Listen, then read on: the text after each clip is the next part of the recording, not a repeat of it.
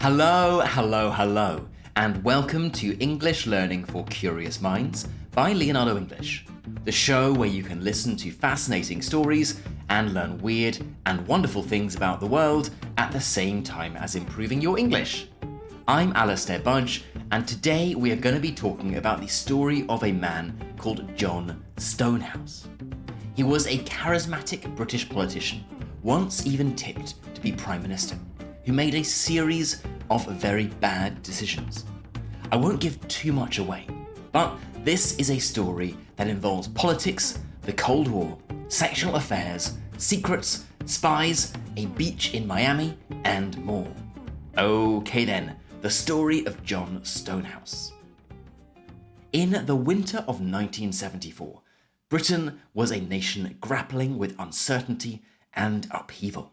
It was a time of economic strife and political instability, which saw two general elections in the same year. Labour's Harold Wilson had managed to secure a tenuous grip on power in October, following a hung parliament in February. The spectre of industrial action loomed large, with miners' strikes crippling the nation and leading to the implementation of the 3-day working week in an attempt to conserve electricity. Amidst this backdrop of turmoil, two high-profile disappearances captured the public's imagination and dominated newspaper headlines. The first was one you may remember from episode number 354, or indeed from a recent interview I did on Luke's English podcast, that of Lord Lucan. He was the aristocratic gambler who vanished in November 1974 following the brutal murder of his children's nanny, Sandra Rivet. Lucan's car was found abandoned, spattered with blood, but the man himself seemed to have vanished into thin air. Just 12 days later, in November 1974, the nation was stunned once more when John Stonehouse, a former Labour minister and MP, mysteriously disappeared. Stonehouse was presumed drowned or even eaten by sharks after his clothes were found neatly folded on a Miami beach. Both men had disappeared into thin air. Had they died at sea in tragic accidents? Had they killed themselves out of shame of what they had done? Or was there another explanation? The case of John Stonehouse seemed to be more clear-cut, more obvious, and indeed he was declared dead, and his obituary was published in the newspapers. The case of Lord Lucan was less so, and he was the chief suspect in a brutal murder. Police around the world were told to keep a lookout for a tall, handsome British man with a smooth, polished accent. He might have changed appearance, he might have even changed name, and he would probably be behaving in an unusual way. On the other side of the world, in Melbourne, Australia, in December of 1974, a bank clerk did notice something a little odd. A tall and handsome British man had come into the bank one day and made a large withdrawal, only to stroll across the street and go into another bank. The man had given his name as Clive Muldoon, and he seemed to have all of the required documents. But something seemed off, something just didn't feel right. She asked around and heard from an associate working in the other bank that the tall Englishman had given his name as Joseph Markham, not Clive Muldoon. But again, he seemed to have all of the required documents.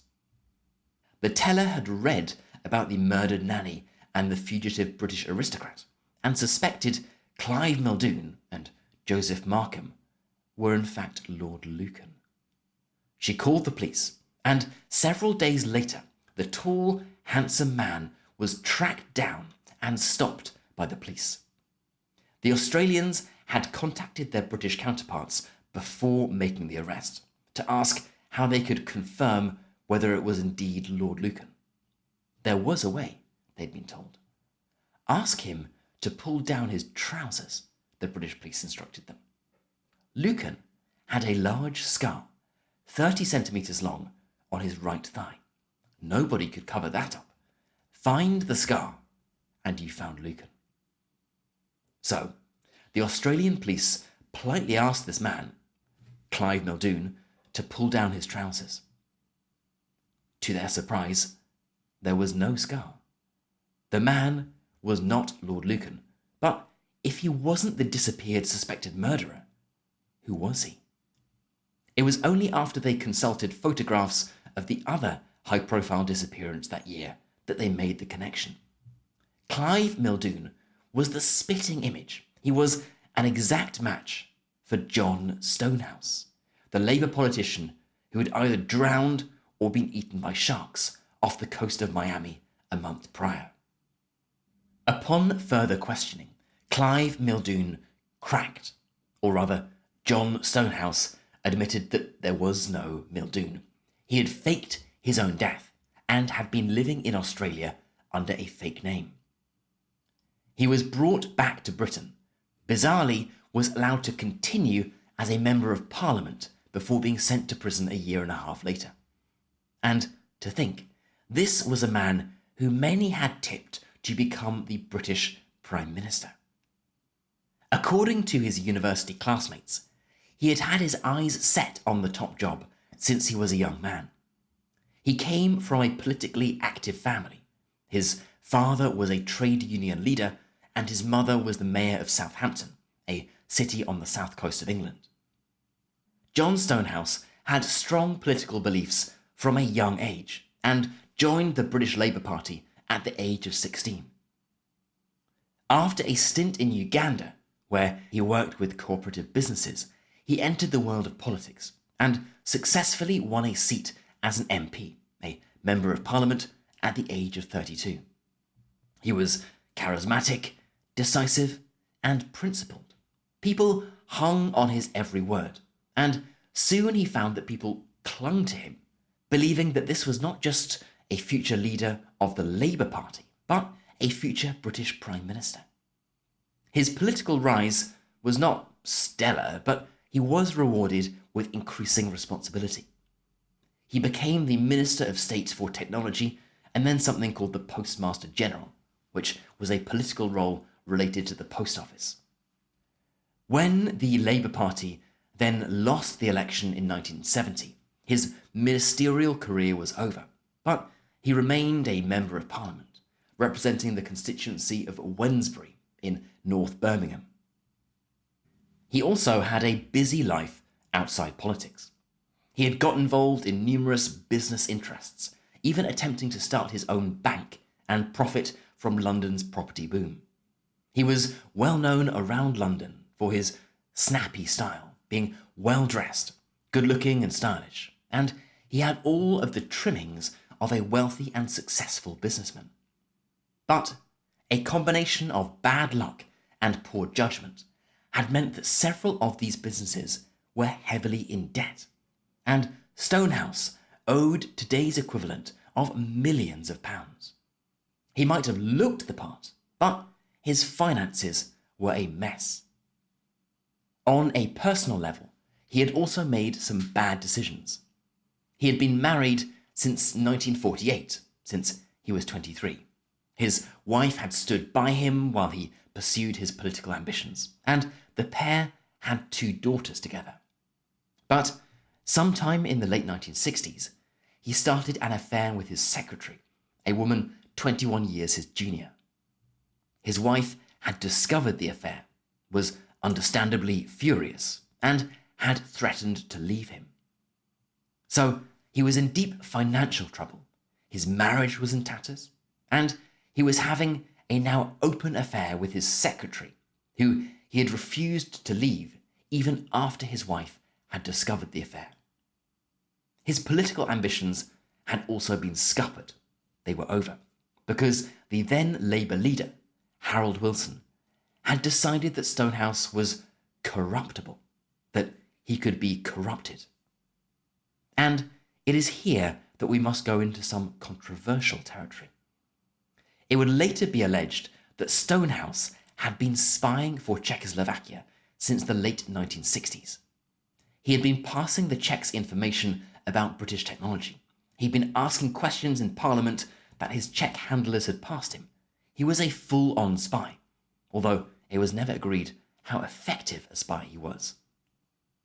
He had, reportedly, been targeted right at the start of his political career, because the Czechoslovakian intelligence agency had thought that this was a man who was on the up, someone who could, in theory, ascend right to the top of British politics, becoming Prime Minister. If they got him young, then by the time he was at the top, he would be an invaluable asset. He had, again reportedly, been compromised because Czechoslovakian intelligence agents had taken photographs of him in bed with another woman, and had threatened to show these to his wife.